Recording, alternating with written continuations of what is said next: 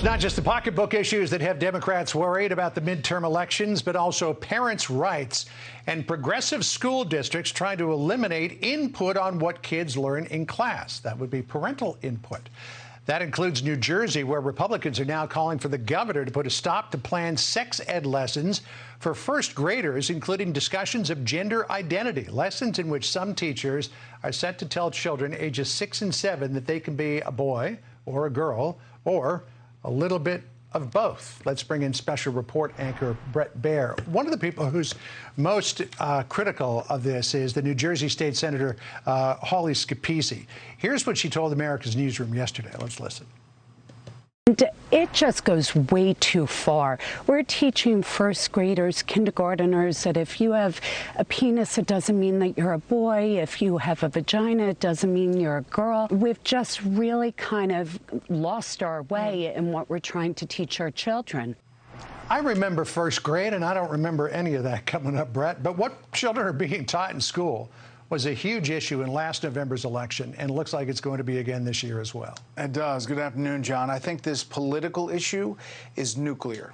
It is potentially nuclear that crosses party lines, Democrat, Independent, Republican. It's parents dealing with teachers, and there's practicality of a first grader coming home, and you haven't even talked about the birds and the bees, let alone the birds and the birds, and you are waiting to see, and yet they're so young. So that's the concern for some of these parents, and in New Jersey, it is coming to a head, and Governor Phil Murphy is feeling the pressure.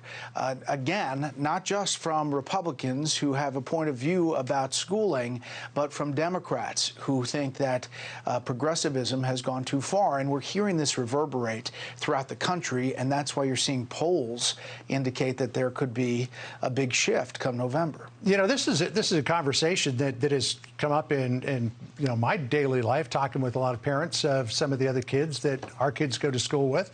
And there's a question of whether kids in first grade even understand the concepts of gender identity, gender fluidity, and gender role stereotypes. But to a bigger point, it's an issue of parental control.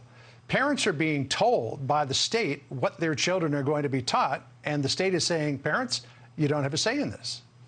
And that's the biggest part. And we saw that in real form politically in the state, the Commonwealth of Virginia, and Governor Glenn Youngkin and his win. Largely, I mean, obviously dealing with the economy and a host of other issues, but education did play high in that race. And I think the potential is that it's going to play other places. Let's be clear. This is not about denigrating LGBTQ or not providing a safe space for those kids or the parents of those kids, but it's about teaching gender identity and teaching actual school classes or some curriculum that deals with that. These parents who are speaking up of all ideologies are saying, hey, listen, just writing, reading, arithmetic, that's what I'd like to start with. Yeah, and after 2 years of COVID lockdowns, maybe some attention needs to be paid to those. The critics are concerned that these discussions at this early age may push children in a direction that they're either not ready for or may not be heading in at all. There was an interesting op-ed in the Washington Post yesterday, written by Corinna Cohn. As a boy, she had gender reassignment surgery at the age of 19 to become a woman. She now says she would have waited to make the transition. She writes, I shudder to think of how distorting today's social media is for confused teenagers. I'm also alarmed by how readily authority figures facilitate transition. I had to persuade 2 therapists, an endocrinologist, and a surgeon to give me what I wanted. None of them were under crushing professional pressure as they now would be to affirm my choice. I mean, the pressure in society is leaning toward, well, if you feel like you're not the gender that you were assigned at birth, I like to say the way that you were born, because you were either born with an XX chromosome or XY, then you're not part of society if you're not helping to push people in these directions.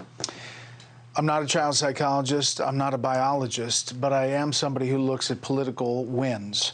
And I can see this. This is a tornado.